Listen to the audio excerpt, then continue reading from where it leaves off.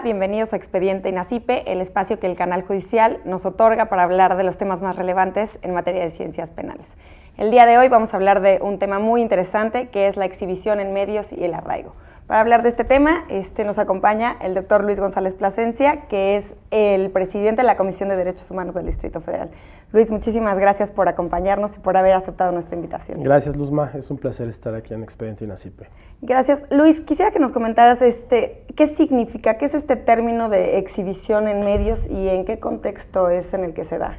Sí, con mucho gusto. Pues fíjate que es una práctica que empezó a darse ya desde hace tiempo, pero se agudizó durante todo el sexenio pasado, tanto a nivel federal como a nivel local, en el que una vez que la policía o el Ministerio Público hace aprehensiones, particularmente de casos en los que la ciudadanía ha estado enterada de que se han cometido delitos, presenta a los presuntos responsables, a los probables responsables todavía en ese momento, ante los medios de comunicación. Todas y todos hemos visto estas imágenes en donde son presentadas las personas probablemente responsables, en algunos casos con las armas o con las drogas confiscadas, en otros casos simplemente haciendo alusión al delito que cometieron, con la finalidad, dice la autoridad, de que la ciudadanía esté informada y de que se reactiven las denuncias, ¿no?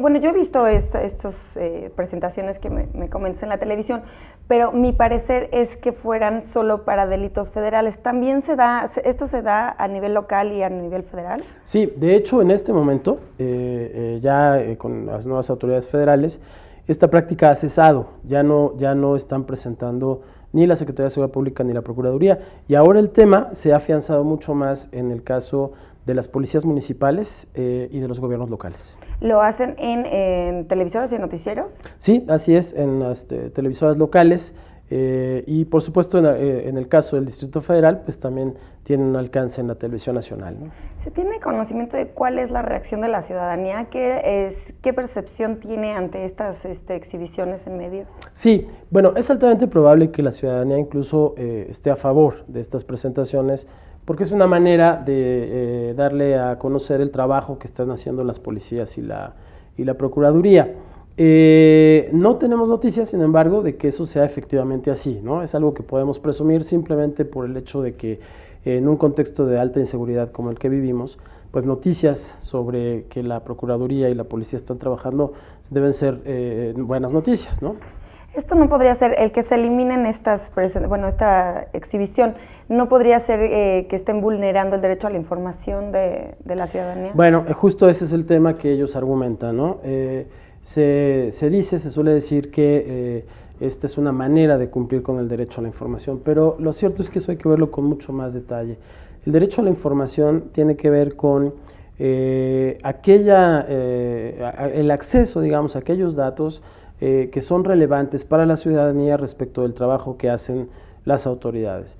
Pero esto no puede ocurrir violando los derechos de ciudadanas y de ciudadanos. Esta manera de justificar el tema implica hacer de las personas instrumentos, ¿no? Es como decir, a ver, utilizamos a estas personas como instrumentos para que otras personas tengan derecho a la información. Eso está muy documentado en los instrumentos internacionales, está muy claro que no puede ser justificada de esa manera la presentación. Y, por ejemplo, yo he visto también en las presentaciones que hacen en los noticieros, en la televisión, que son para ciertos delitos, ¿no? Narcotráfico, delincuencia organizada. ¿Esta práctica se ha generalizado o los gobiernos han seleccionado el tipo de delitos que quieren presentar? No, a veces suele ser, sobre todo en los medios que tienen mayor alcance, en la televisión nacional, por ejemplo, bueno, pues sí hay una selección y en aquellos casos en los que se da cuenta de la detención de un miembro, por ejemplo, de una banda de criminalidad organizada, suele centrarse en este tipo de delitos, pero si vemos los periódicos, por ejemplo, y te decía yo esto a nivel local y a nivel municipal es muy amplio, en realidad está todo el mundo, pues el que se roba algo en una tienda de autoservicio, las personas que son autores de homicidios en la calle o incluso de homicidios imprudenciales, ¿no? Un chofer de autobús o algo así, son presentados indiscriminadamente. la práctica se ha extendido muchísimo, desafortunadamente, en el país. ¿Y con qué finalidad los gobiernos hacen estas presentaciones? ¿Qué beneficios obtienen de realizarlas? Bueno, ellos dicen que hay dos beneficios. Uno es el que ya comentamos, el de informarle a la ciudadanía. El otro es el de motivar denuncias, ¿no? Porque un poco, tú sabes que, aunque eso no lo reconocen especialmente los gobiernos, lo cierto es que tenemos un déficit muy importante en capacidades de investigación para el Ministerio Público y para la policía. Entonces, lo que ha resultado útil es que cuando llegan a atrapar a una persona, la presentan ante los medios de comunicación esperando que la ciudadanía que los ve pueda decir, ese fue el que me robó, ese fue el que me asaltó la otra ocasión. Entonces, ellos dicen, eso implica que acuda la gente a la Procuraduría y denuncia, ¿no? Para fortalecer las investigaciones y lograr que estas personas lleguen a prisión. Pero lo cierto es que eso no sucede así. Nosotros documentamos en una recomendación en el pasado una veintena de casos en los que las personas no solamente no fueron reconocidas como delincuentes, y no lo fueron porque no lo eran, ¿no? Sino que recibieron una serie de afectaciones muy importantes en sus vidas privadas. ¿Cuáles son los daños que podrían tener las personas? ¿Cuáles son lo que ocasiona, las consecuencias de exhibir en medios a los probables delincuentes? Sí, pues son muy graves, porque te voy a poner algunos casos que creo que son importantes para entender con mucha claridad de qué hablamos. En alguna ocasión, la Procuraduría General de Justicia del Distrito Federal presenta a un matrimonio como miembros de una banda internacional de falsificadores de tarjetas de crédito. Los presenta ante los medios nacionales, ante, por supuesto, la prensa impresa, y a la postre, al poco tiempo, ellos son absueltos por un juez. Es decir, van a juicio, el juez no encuentra ningún elemento que los vincule con el delito y los absuelve. Cuando estas personas salen, después de haber estado presas durante un tiempo, un poco más de un año, cuando salen, las posibilidades de integrarse nuevamente a su vida cotidiana son prácticamente nulas, porque en el vecindario donde ellos viven, la gente no puede sacarse de la cabeza que fueron presentados como delincuentes y que probablemente son delincuentes. En las escuelas a las que acuden sus hijos, los papás empezaron a reclamar porque no querían que sus niños estuvieran conviviendo con hijos de delincuentes. Por supuesto, perdieron su trabajo con motivo de la detención. Cuando intentan buscar trabajo, es impresionante la manera en la que, si tú te metes a Google, que hoy todo el mundo lo hace y los empleadores lo hacen desde luego, al poner sus nombres en el buscador, lo primero que aparece es la noticia de que fueron detenidos. Entonces, incluso una sentencia absolutoria, que tiene una gran fuerza, una sentencia absolutoria, se queda prácticamente anulada en los hechos por la sentencia mediática, ¿no? Por la sentencia que estas personas reciben a través de los medios de comunicación. Ese es un ejemplo de muchos. Te digo que nosotros documentamos al menos unos 25 casos que tienen consecuencias muy similares, y ahora estamos trabajando en una nueva recomendación que contiene por lo menos 50 casos en los que probablemente veamos consecuencias como estas. ¿Y qué hace el gobierno bueno, por ejemplo, la sentencia fue absolutoria, y entonces, ¿qué hace el gobierno para reparar el daño a estas personas? Bueno, pues ese es otro de los efectos, ¿no? Que no hay mecanismos de reparación del daño, ni siquiera una disculpa, ¿no? Pareciera que ya con el hecho de haber sido absueltos basta, ¿no? Pero en realidad parte de lo que nosotros solicitábamos en la recomendación tiene que ver con eso, con que no puede el gobierno simple y sencillamente acusar a alguien sin tener pruebas, cambiarle la vida, ¿no? Modificarle la vida prácticamente, generarle estas consecuencias que son irreversibles y no reparar los daños. Tendría que empezar, por ejemplo, por generar condiciones para que toda esta información que queda en la red hoy fuese desmontada, ¿no? Y para que se borrara todo registro de que estas personas pasaron por el sistema de justicia penal, de manera tal que ellos puedan reintegrarse a sus vidas, incluyendo, por supuesto, todo lo que significa la pérdida económica que se les genera por el tiempo que son recluidos. Sí, claro, la información de la sentencia absolutoria tendría que llegar a todas las personas que les llegó la información de que ellos eran probables delincuentes. ¿Y tú ves viable que se pueda lograr algo? Yo creo que el camino más bien es prevenir, ¿no? Porque efectivamente sería ilusorio pensar en que sería nota que fulano de tal siempre no fue delincuente, ¿no?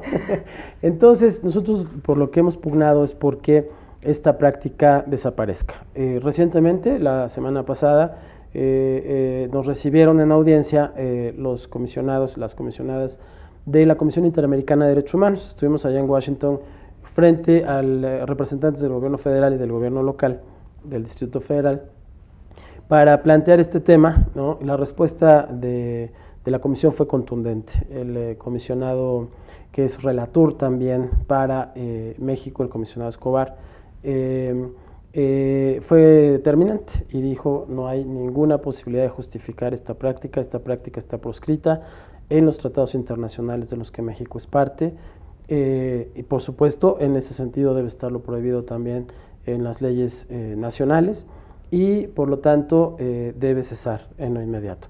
Y eso porque un poco el gobierno federal lo que decía es que se podría trabajar en un protocolo para decidir, de acuerdo con situaciones o con delitos específicos, como decías, en qué momento sí y en qué momento no, ¿no? Pero la posición del comisionado fue terminante. Por lo menos antes de que la persona esté frente a un juez, esta práctica es inadmisible. Eso es lo que te iba a preguntar. O sea, ¿podría ser que se hicieran estas presentaciones en otra etapa del proceso?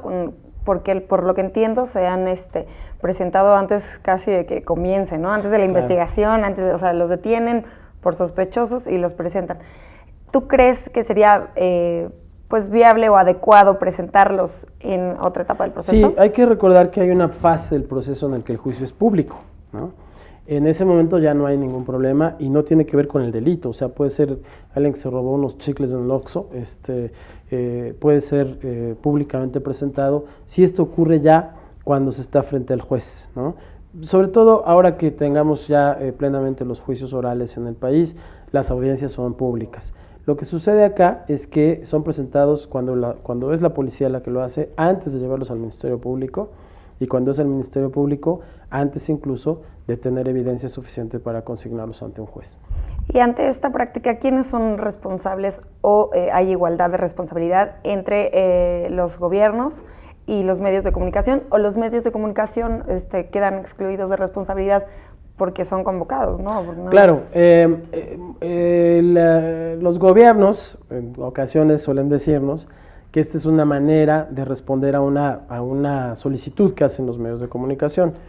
Lo cierto es que, como tú bien dices, los medios son convocados, ¿no? Sí. Los medios no acuden si no hay una convocatoria de parte de la propia autoridad, y esto se puede evitar pues simplemente dejando de convocar, ¿no? Sí, no hay, digamos, una manifestación de medios de comunicación pidiendo que se dé este tipo de información, y de todas maneras creo que aquí vale la pena decir que es obligación de la autoridad salvaguardar los datos personales. Eso incluye la imagen, el nombre y otros datos más de las personas que están bajo su custodia, hasta en tanto estos no pueden ser públicos. Entonces, ahora se han incurrido en faltas a la ley del IFAI. Bueno, sí, por supuesto, a todas las normas que protegen nuestros datos personales, ¿no? Porque ahí hay una responsabilidad directa de la autoridad, que es la que tiene esos datos bajo su custodia. Luis, tenemos que hacer una pausa, pero ahorita volvemos con este tema que es de gran interés. A la audiencia, por favor, continúen con nosotros. Estamos en Expediente INACIPE.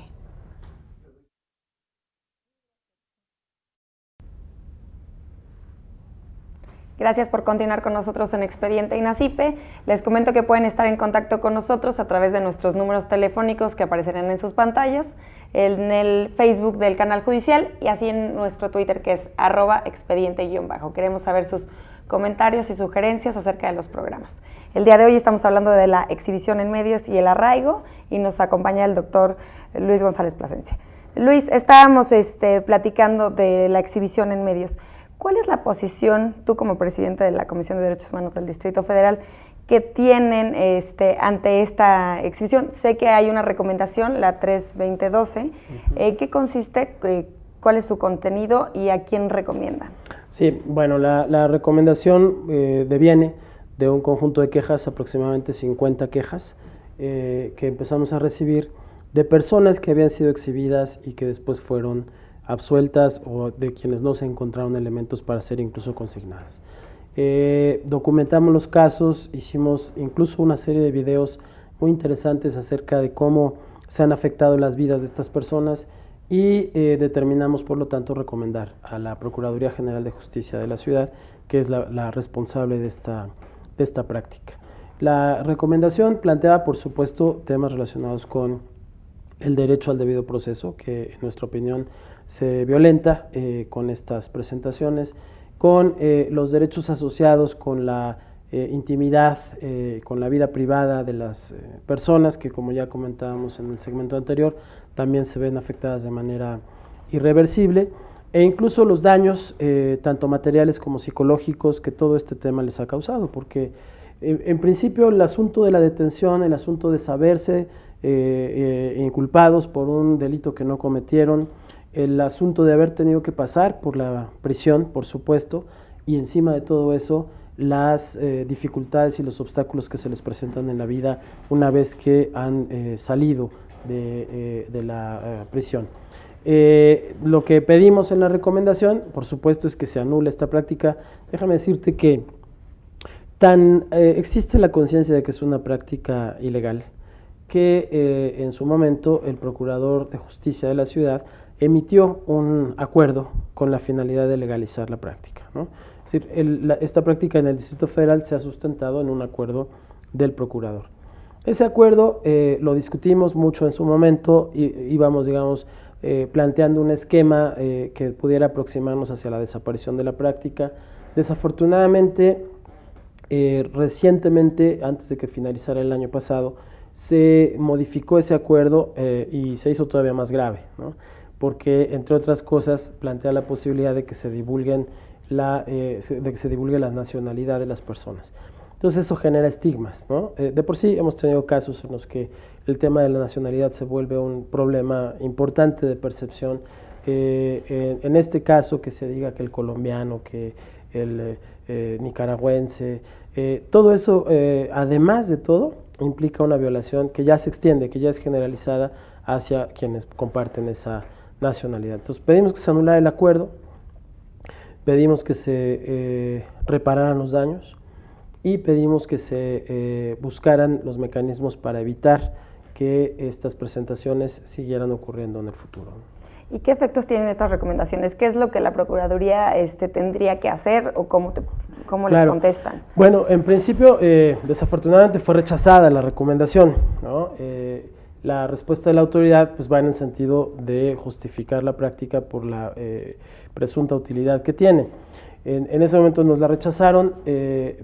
Como se sabe, las recomendaciones de las comisiones de derechos humanos no son vinculantes, no son obligatorias, pero digamos que lo importante en estos casos es que esa acción no se queda ahí, ¿no? Desde el momento en el que se rechazó la recomendación, hemos insistido en la reconsideración y hemos tenido la posibilidad incluso de que afortunadamente el tema interese a los medios, que le interese a la ciudadanía, y lo más importante es que lo llevamos a la Comisión Interamericana de Derechos Humanos, ¿no? Entonces, digamos, no nos quedamos en una respuesta negativa por parte de la autoridad. Solicitamos esta audiencia, que es una audiencia temática, es una audiencia para conocer temas que son de preocupación nacional y afortunadamente se aceptó y, como te comentaba hace un rato, fue de un gran éxito, ¿no? ¿Y la Comisión Interamericana de Derechos Humanos hace también una recomendación? En este caso, lo que hizo fue, digamos, declarar, ¿no?, su interés en el tema. Lo hizo de manera enérgica. Te comentaba hace un rato que el comisionado Escobar declaró esta práctica como inadmisible, y eso es muy interesante porque ya es un estándar, ¿no? Es decir, ya el gobierno federal sabe que si el asunto sigue adelante en el sistema interamericano, va a terminar en una sentencia, ¿no? Habrá posibilidad de solicitar una audiencia de seguimiento en el próximo periodo y ese lapso entre este momento y la audiencia de seguimiento es el que tiene la autoridad tanto federal como local para resolver la práctica, porque si no tendrá que regresar ante la comisión a decir que no ha cesado la práctica y eso puede derivar en un caso que llegue a la Corte Interamericana. Bueno, ya entonces ya estamos viendo que es un nivel más arriba, ¿no? Ya es a nivel federal. La Comisión de Derechos Humanos del Distrito Federal ayuda o coopera con otras estatales para lograr que se detenga esta práctica? Sí. Tenemos casos, por supuesto. El último informe que presentamos ante el Comité de Naciones Unidas contra la Tortura, lo presentamos 7 comisiones locales, ¿no? La comisión del DF, por supuesto, y 7 comisiones locales más que se unieron a este informe que hicimos. Y fue importante ese informe porque en su momento, desde Ginebra, se lanzó un llamado al Estado mexicano contra el caso de la tortura y del arraigo del que hablaremos enseguida, ¿no? En el caso de la presentación, ahora que fuimos a Washington, llevábamos también el acompañamiento de la Comisión de Derechos Humanos del Estado de Hidalgo, ¿no? A veces no logramos que todas las comisiones nos sigan, pero mira, lo importante aquí es que el tema ya subió de nivel, como tú bien decías.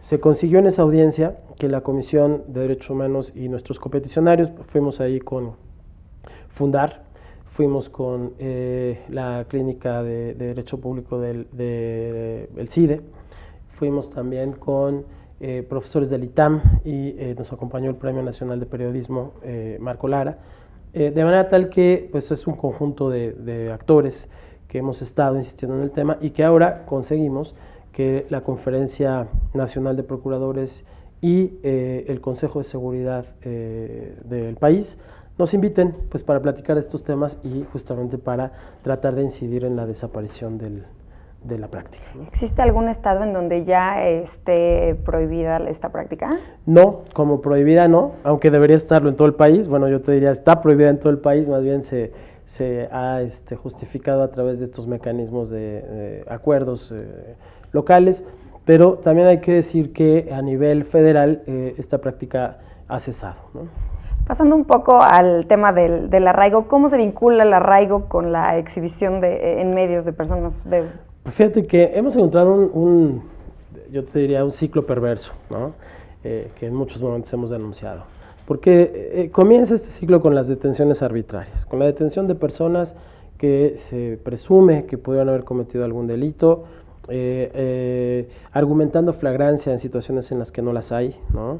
En las que no hay la flagrancia, y se acompaña esa detención o se sigue en una serie de eslabones con la presentación de las personas ante los medios como si fuesen culpables y luego con el arraigo, ¿no? El arraigo ha servido en la mayor parte de los casos para buscar, digamos, información que permita vincular a las personas con algún tipo de delito.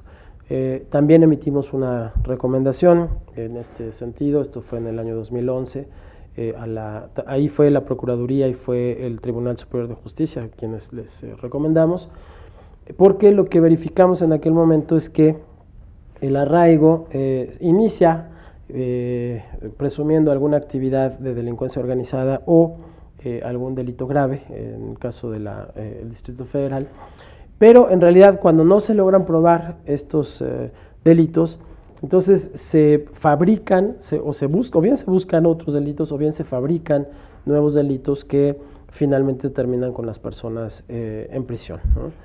Entonces, sí. Perdón, no, sí, antes de como profundizar en esta recomendación, quisiera saber cuál es la postura. ¿Qué piensan ustedes de la figura, la comisión del arraigo? Bueno, es importante eso que me preguntas, porque para empezar es una figura inventada en este país, ¿no? Se ha dicho que hay otros lugares en donde se hace arraigo, eso es verdad, pero siempre estamos hablando de formas de detención que están sujetas a la vigilancia de un juez, que tienen control judicial y que están dentro del proceso, ¿no? Lo que no se vale, y eso es lo que hacemos aquí desafortunadamente, es que yo creo que tú cometiste un delito, ¿no? O alguien me dice que tú cometiste un delito, entonces yo te encierro, pero no te doy la calidad procesada, o sea, tú no estás formalmente siendo procesada, por lo tanto no tienes los derechos que tiene cualquier persona que está siendo procesada, y estás a merced absoluta de la autoridad. No hay un control sobre las pruebas, sobre la manera en la que se obtienen las pruebas o los indicios, no hay un control prácticamente sobre nada que pueda argumentarse en tu defensa, ni siquiera tienen derecho al amparo, ¿no? Entonces es una práctica, por eso insisto mucho, que inventamos aquí, justamente porque hay un déficit importantísimo de capacitación para investigar delitos. Entonces ha sido más fácil encerrar a las personas. Se hacía antes en hoteles, recordarás, hace algunos años se hacía en hoteles. Ahora ya incluso hay centros de arraigo, lo cual es también interesante comentar porque tenemos las penitenciarías, tenemos los reclusorios preventivos, en donde ya están aquellas personas que están siendo procesadas, y ahora tenemos estos centros de arraigo donde están las personas previo al proceso. Entonces es una práctica que hemos desde hace mucho tiempo cuestionado y que además es contraria a los tratados internacionales en materia de derechos humanos de personas detenidas. A su parecer, entonces, ¿el arraigo debería de desaparecer? Sí, naturalmente. Eso no solo lo hemos dicho nosotros, lo dijimos en esta recomendación, pero ha sido una recomendación, aquí sí, recomendaciones hechas por organismos internacionales, el Comité contra la Tortura de Naciones Unidas, la relatora para jueces también de la Organización de Naciones Unidas. Es decir, ha habido una serie de actores internacionales que ya se han manifestado. Yo te diría, en principio es difícil para ellos entender de qué se trata, ¿no? Porque como que no se concibe la idea de que puede existir una detención como la que tenemos nosotros aquí en arraigo. Y en la recomendación que hacen en 2011, ¿qué es específicamente lo que se recomienda y a quiénes le...? Bueno, hay un tema aquí que se ha argumentado y es que el arraigo está en la Constitución. En el año 2008 se incorporó a la Constitución. Todavía en ese momento, la tradición jurídica, digamos, prevaleciente, ignoraba o ponía de lado o no se tomaba en serio el tema de los derechos humanos, ¿no? Digamos que nosotros hemos tenido una tradición formalista, excesivamente formalista en este país y pues si está en la Constitución, entonces es constitucional. Desde nuestro punto de vista y haciendo el análisis a partir de los instrumentos internacionales y a partir de lo que los organismos internacionales, las instancias internacionales de justicia han dicho, en nuestra opinión, el que esté en la Constitución no lo hace necesariamente constitucional, o en todo caso, no implica su aplicación obligatoria, ¿no? Entonces, en aquel momento, en 2011, cuando hicimos la recomendación, la hicimos a unos meses de la reforma constitucional del verano, ¿no? Esta salió en enero. Sabíamos que esta reforma estaba fraguándose, pero todavía no teníamos noticia de si sí o si no. Entonces dijimos, vamos a hacerlo porque si nos esperamos a la reforma igual no sale, etc. Afortunadamente la reforma salió y entonces eso coloca una condición distinta. Lo que pedimos en la recomendación en enero de 2011 fue que el tribunal dejara de otorgarlas y que la Procuraduría dejara de pedirlas, ¿no? Porque también se da una situación ahí en la que el procurador me decía, pues, yo las pido y nadie me dice nada, ¿no? El presidente del tribunal me decía, pues a mí me las piden, yo las otorgo, ¿no? Entonces se creaba una especie de círculo vicioso y les pedimos, bueno, pues tú no las pidas, tú no las otorgues, ¿no? O por lo menos busquemos la manera de que haya control judicial sobre estas solicitudes. Logramos que se redujera. No te comento que no se aceptó la recomendación, pero sí se redujo notablemente porque digamos que visibilizamos, ¿no?, las consecuencias de una práctica que no obstante estar en la Constitución genera violaciones a derechos humanos. Creo que eso se acompañó muy bien con las observaciones que hicieron las instancias internacionales y ya después con la reforma del año 2011, ¿no? Porque entonces ahí, digamos, una virtud que tuvo la reforma del 2011 es que le dio sentido y orientación a la reforma penal del 2008, ¿no? Esa reforma del 2008, tú lo sabes bien, Luzma, es una reforma esquizofrénica, ¿no? Porque por una parte contiene toda una serie de garantías de debido proceso que no estaban presentes en nuestro sistema de justicia, pero por otra parte tiene una serie de medidas de excepción que permiten el arraigo, por ejemplo. Entonces, esta contradicción que se daba en la reforma del 2008 viene a tener que ser reconceptualizada a la luz de la del 2011. La del 2011 ya te dice dos cosas fundamentales. Las normas de derechos humanos contenidas en los tratados internacionales, sean o no sean de derechos humanos, están a la par, ¿no? México, están a la par. Dos, hay que hacer interpretación pro persona, ¿no? Entonces no hay manera de justificar el arraigo si tienes estos dos elementos, porque es inconvencional, ¿no? Y porque no hay forma de interpretar pro persona el arraigo.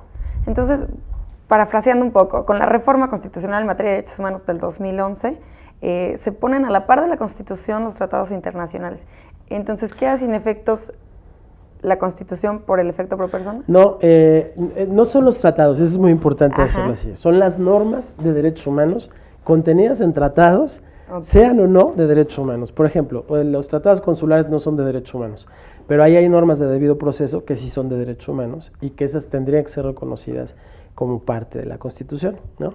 Eso da lugar a todo un debate que se está dando, pero la idea, o sea, porque además la Constitución lo dice con toda claridad, es que la Constitución reconoce los derechos que están dentro de la propia Constitución y aquellos otros que están en los tratados internacionales, e insisto, sean o no de derechos humanos. Entonces eso da una amplitud gigantesca y por eso hoy se ha abierto todo un tema con el asunto del reconocimiento de esas normas y la aplicación de esas normas a partir de del control de convencionalidad, ¿no? Y entonces, ¿qué sucede? Perdón que vaya así como por pasos. ¿Qué sucede? Una persona que ahora es detenida y arraigada... ¿se podría amparar? Se podría amparar y tiene derecho a salir por... Sí, aquí un poco se da el asunto de que el arraigo a veces no dura todo lo suficiente como para que el amparo se resuelva, ¿no? Entonces se queda sin sustancia. Pero hay ya una sentencia muy importante en el estado de San Luis Potosí, en la que de manera muy imaginativa se plantea el tema de la oposición al arraigo. Esa sentencia eventualmente llegará a la Corte, ¿no? Y ojalá que tengamos un pronunciamiento de la Corte al respecto. Hoy estamos viendo un cambio importante. En el gobierno federal existe ya una iniciativa de reforma que plantea limitar el arraigo a 20 días, ¿no? 10 días que sean prorrogables a otros 10 días para completar la investigación. ¿Actualmente cómo es? Se va a 80 días, hoy en día, puede ser hasta 80 días en el nivel federal y en el local hasta 90 días, ¿no? Entonces, es una reducción sustancial, pero además es necesario incorporar el tema del control judicial, que eso es fundamental. En el Distrito Federal tenemos esa misma discusión, probablemente aquí podamos reducirlo un poco más, ¿no? Nuestra posición es que hay que eliminarlo. De todas maneras, no somos ajenos a los argumentos que presenta particularmente el Ministerio Público en términos de tener más herramientas de investigación. Creemos que eso tendrá que fortalecerse con una buena capacitación de los ministerios públicos y de la Policía Judicial, pero de todas maneras en el año 2016, que es el lapso para la reforma de 2008, tendrá que desaparecer el arraigo, ¿no? Entonces ahí definitivamente tendrá que desaparecer. Entonces quedan estos años. Yo un poco lo ponía en un foro que tuvimos, que la decisión es una decisión en el fondo también ética, ¿no? Es decir, el Estado tiene que decidir si quiere seguir violando los derechos humanos, aunque sea poquito, de aquí al 2016, pero tiene que quedar clara esa conciencia de que se trata de una práctica que en sí misma, o sea, se ha dicho, se abusa del arraigo, pero el arraigo es un abuso. En sí mismo es un abuso. Y a eso venía un poco. El arraigo es una figura de excepción, como lo decías, que está en la Constitución, pero es una figura de excepción. ¿Así se ha utilizado? No, desafortunadamente no. También se ha generalizado su uso. Y es que en realidad sí facilita la investigación, ¿no?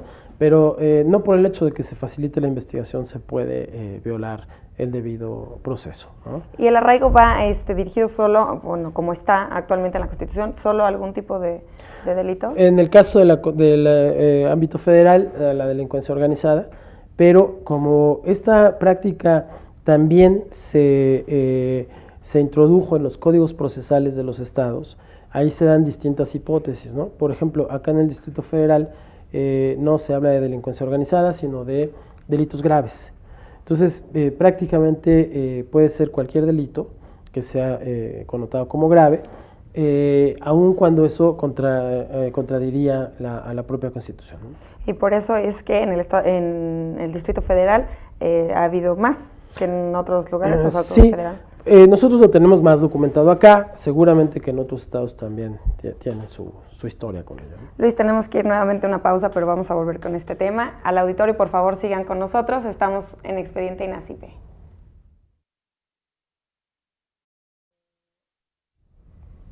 Gracias por continuar con nosotros en Expediente INACIPE. Les recuerdo una vez más que pueden estar en contacto con nosotros a través de las redes sociales, el Facebook del canal judicial que aparecerá en sus pantallas, números de teléfono y nuestro Twitter que es @expediente_. Queremos saber sus dudas y sugerencias para el programa. El día de hoy estamos hablando de la exhibición en medios y el arraigo. Luis, estábamos platicando ya en este último bloque del arraigo. Quisiera saber, hay una recomendación que hace el Subcomité para la Prevención de la Tortura de la ONU, ¿no?, a México para que se desaparezca la figura del arraigo. ¿Qué es lo que tiene que hacer México? ¿Cuál es la postura de México ante esta recomendación y cuáles son las obligaciones del país ante la misma recomendación que ya habíamos platicado? Así es. Bueno, es importante la pregunta porque con frecuencia se minimiza la obligación que tiene el Estado mexicano para con los organismos internacionales. Hay que recordar que estas obligaciones devienen de acuerdos, de tratados firmados por México, particularmente en el sistema interamericano, pero también con la Organización de Naciones Unidas. Ahora existen mecanismos para que estas recomendaciones eventualmente se vuelvan vinculantes, por ejemplo, si los casos llegan a la Corte Interamericana y la Corte sentencia al país. Pero lo importante aquí es no dejar que eso pase. Que, ¿no?, se vuelvan vinculantes, ¿qué quiere decir? Quiere decir que sean obligatorias, okay, ¿no? Tenemos casos recientemente, creo que tenemos 5 o 6 sentencias emitidas por la Corte que hoy son obligatorias para el Estado mexicano. Pero digamos que el sistema es tan elástico en un momento dado que permite que el propio Estado, a través de estas observaciones, de las visitas que hacen los relatores, de los informes que presentan los relatores, se vaya dando cuenta de cómo va en términos de su cumplimiento de obligaciones. Hoy estamos en un mundo en el que cada vez es más difícil ocultar lo que ocurre dentro de tus fronteras, e incluso el concepto mismo de soberanía es un concepto que se ha abierto notablemente, ¿no? En esa lógica, todos estos informes, todas estas observaciones tendrían que servir y están sirviendo, sí creo que están sirviendo, para que el Estado mexicano revise sus leyes, revise sus políticas públicas y las vaya adecuando, ¿no? Justamente para evitar que alguno de estos casos llegue a la Corte Interamericana y se convierta entonces en una obligación. ¿Y cómo podría prevenir México? Bueno, quitando las figuras, sí, pero desde antes, ¿no? ¿Por qué no se pudo prevenir que esto era violatorio de derechos humanos desde antes? ¿Qué puede hacer el gobierno? ¿Tendría que revisar sus leyes para no incurrir en observaciones? Sí, mira, tenemos ahora tres grandes reformas constitucionales, la de derecho penal, la de derechos humanos y la de amparo, ¿no? Y las tres se centran, especialmente las dos últimas, en el tema de los derechos humanos. Y la primera, digamos, aunque tiene esa parte como más autoritaria, ya decíamos hace un ratito que puede ser reinterpretada en clave de derechos. Eso implica varias cosas importantísimas. Por ejemplo, implica cambiar la mentalidad de los operadores jurídicos frente al tema de los derechos humanos. Yo decía hace poquito tiempo en un foro que los derechos humanos antes eran vistos todavía por mucha gente como cosas de metafísica jurídica, ¿no? Como que estaban ahí en la filosofía del derecho, por ahí perdidos, qué sé yo, pero estas reformas nos ayudan a relocalizarlos como parte del derecho puro y duro, ¿no? Entonces, eso significa que las personas, los abogados, los operadores jurídicos en general, tienen que aprender a ver estos derechos como normas ante las cuales hay que interpretar y aplicar otras normas. O sea, la dogmática penal, por ejemplo, tiene que adecuarse a esta visión de derechos humanos, toda la tradición del derecho civil tiene que adecuarse a estos derechos humanos, y el nuevo artículo primero constitucional previó todo eso al señalar obligaciones explícitas para servidores y servidoras públicas de todo el país a todos los niveles de gobierno, ¿no? ¿Eso qué quiere decir? Que hoy no puede un servidor público o una servidora pública decir que ignoraba que una práctica o una norma era violatoria de derechos humanos, tiene que actuar en consecuencia, incluso denunciarlo. Por esa razón, en el expediente Varios, famoso de la Corte con motivo del caso Radilla, se establece incluso la posibilidad del control difuso de la Constitución, que era algo que, digamos, en la manera muy dogmática de apreciar el tema del control de constitucionalidad, eso era imposible, ¿no? Hoy es posible porque hay una obligación de los jueces locales de denunciar y de inaplicar, en todo caso, aquellas normas que son contrarias a los derechos humanos. Entonces, el sistema tendrá que irse consolidando. Ahora, por supuesto, el rol que en las instituciones ombudsman jueguen va a ser fundamental, ¿no? A nosotros nos toca identificar esos casos en los que hay violaciones a derechos humanos, aun cuando están en la ley, y nos toca denunciarlas. ¿Y ustedes podrían ayudar como a capacitar? O sea, pensando en la reforma del 2011 en materia de derechos humanos, y que no pueden ampararse en el desconocimiento de que están faltando algunos, ¿cómo hacer que todos los operadores del sistema conozcan estos derechos humanos? ¿Cuál sería la capacitación? Porque por lo que veo es una reforma muy grande y tendrían que capacitarse de igual manera todos los operadores. Claro, bueno, déjame contarte, yo creo que aquí las instituciones como el Instituto de Ciencias Penales justamente tienen un rol principalísimo, ¿no? Nosotros estamos trabajando con la Suprema Corte de Justicia y con varias universidades del país, con el CIDE, con la Ibero, con jurídicas de la UNAM, con el ITAM, en un proyecto que por lo pronto se ha propuesto generar una plataforma común para la enseñanza de la reforma. Tenemos que evitar que pase lo que pasó con la reforma del 2008, en la que a través de el subsidio o el otorgamiento más bien de financiamiento a pues empresas, a consultorías, a agrupaciones que se dedicaban a capacitar, se pulverizó prácticamente la práctica y se perdió la posibilidad de tener estándares mínimos de capacitación. Eso no puede pasar con la reforma de derechos humanos, es de tal importancia que es necesario que haya una estrategia de Estado para capacitar a los servidores públicos. Cada quien en su ámbito, ¿no? El Poder Judicial en lo que le toca, el Poder Ejecutivo en lo que le toca, el Poder Legislativo en lo que le toca. Por lo pronto esta plataforma que iniciamos la hicimos con la Corte, pensando en los magistrados y jueces a todos los niveles, que es importantísimo que ellos lo sepan porque finalmente a ellos les tocará decidir, ¿no? Tomar las decisiones últimas. Pero esta capacitación hay que hacerla con los ministerios públicos, ahí creo que el INACIPE tiene un rol fundamental, hay que hacerla con los abogados defensores y hay que hacerla, por supuesto, también con los legisladores. Los legisladores hoy por hoy no pueden simplemente legislar ocurrencias, ¿no?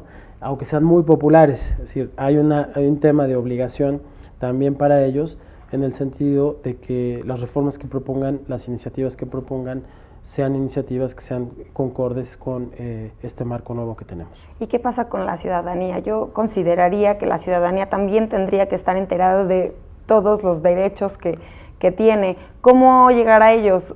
No sé si la Comisión de Derechos Humanos, en este caso del Distrito Federal, pueda ayudar a que la ciudadanía tenga conocimiento. Claro, bueno, esa es una obligación de todas y de todos, ¿no?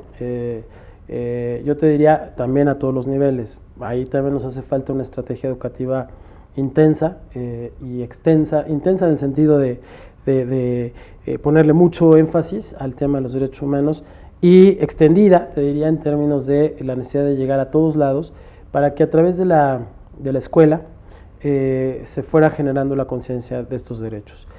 Hay avances importantes, por ejemplo, en materia ambiental, ¿no? Las niñas y los niños hoy tienen una idea mucho más clara de lo que significa cuidar el ambiente. Esos también son derechos humanos, ¿no?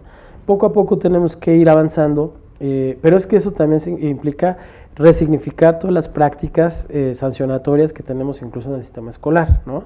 Si no aceptamos el arraigo afuera, si no aceptamos la presentación de personas ante medios, no podemos aceptar, por supuesto, castigos que tengan esas connotaciones, ¿no? Eso significa hablar con los maestros en gran escala, hacer, digamos, planteamientos distintos a la hora de hablar de las relaciones escolares. Y tenemos un problema grave con el tema del bullying, por ejemplo, que es una oportunidad desde otro punto de vista importante para ir justamente incorporando estas visiones protectoras de derechos humanos, de modo tal que la gente, desde que son muy pequeñitos, pueda tener una idea clara de qué es lo que significa la protección de estos derechos. Por ejemplo, bueno, para mí parecer se me hace muy difícil poder conocer todos los derechos humanos y todas las normas de derechos humanos que existen. ¿Habría algún compendio, algún lugar en donde poder acudir si tú tienes duda de si te arraigaron, si Claro. es violatorio o no violatorio de los derechos humanos? Sí, a ver, yo empezaría por lo siguiente. Todas y todos tenemos intuiciones acerca de lo que es el abuso, ¿no? Sí. Desde chiquitos sabemos que si alguien nos quita el lunch, está abusando, ¿no? Que si alguien nos pega un grito sin justificación o nos da un golpe que nunca tiene justificación, está abusando. Entonces, las personas tenemos una idea clara de cuándo alguien está abusando de nosotros. Las instituciones estamos para eso, justamente, para que la gente vaya y nos diga, a ver, yo creo que me están violando mis derechos. No es necesario que sepa decirte, me están violando el artículo 4 de la Convención Interamericana, ¿no?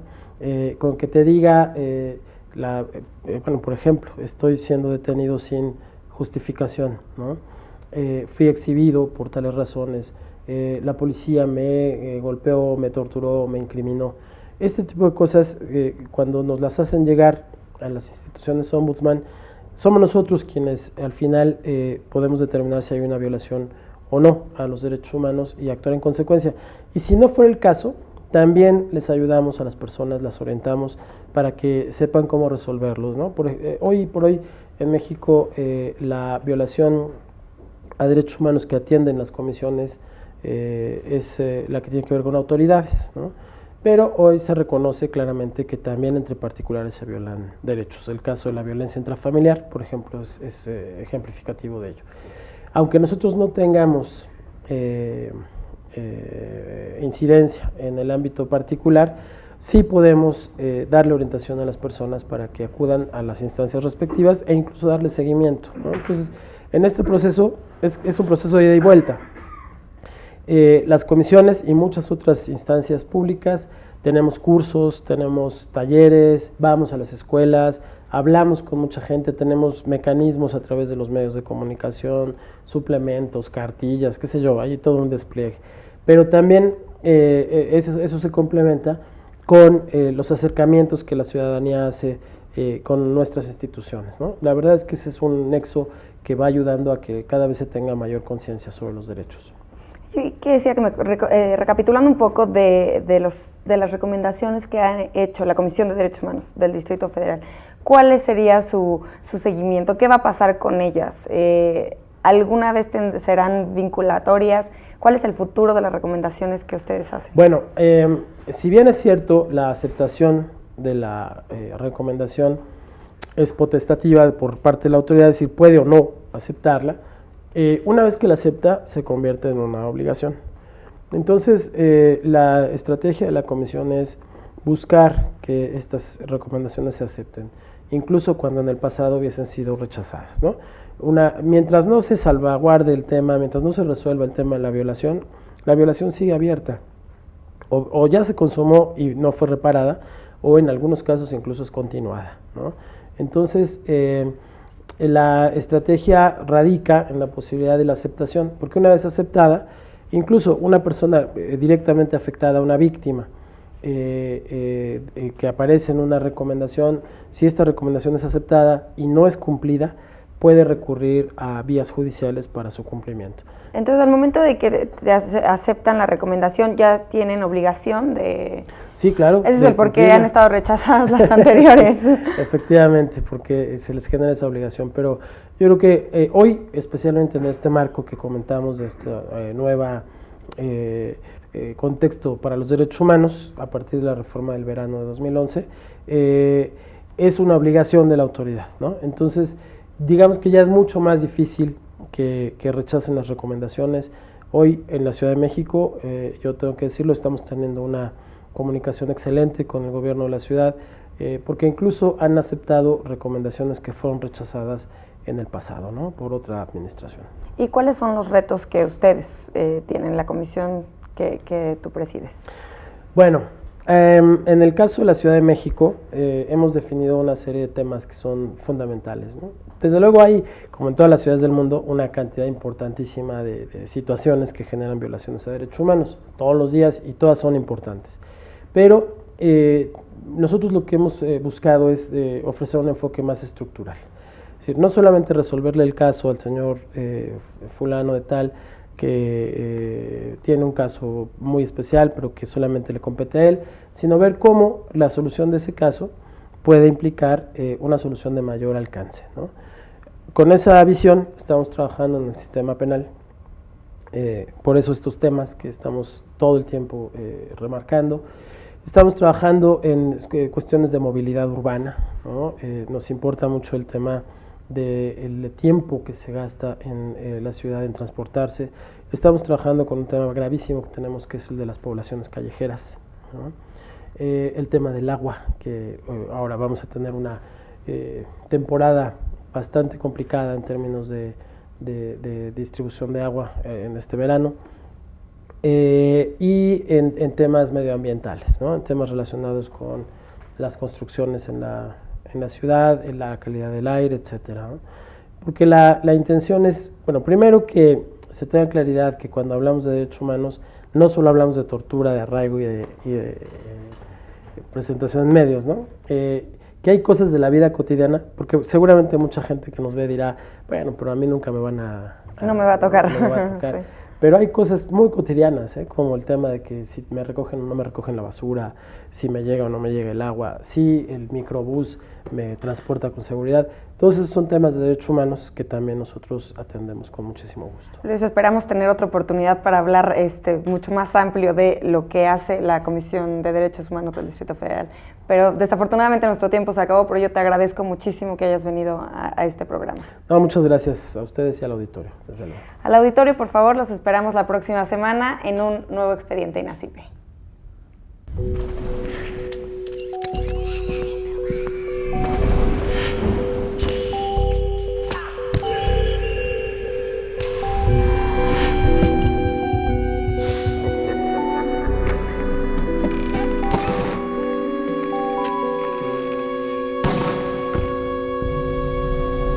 Sí.